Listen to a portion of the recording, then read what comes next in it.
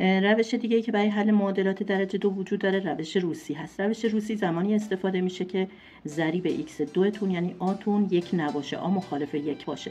اینجا آمون برابر 2 هست و میتونیم از روش روسی استفاده کنیم. در روش روسی ما میایم ضریب x2 رو فقط در c یعنی اون عدد ثابتمون ضرب میکنیم و یک معادله جدید به دست میاریم. میشه 2x2 منهای 5x به اضافه 6 مساوی 0.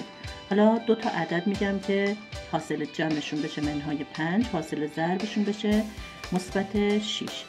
حالا ببینید در پرانتز هایی که میخوام تجزیه کنم عبارتم رو، جمله مشترک رو می‌نویسم ax یعنی a رو حذف نمی‌کنم، میشه 2x و 2x.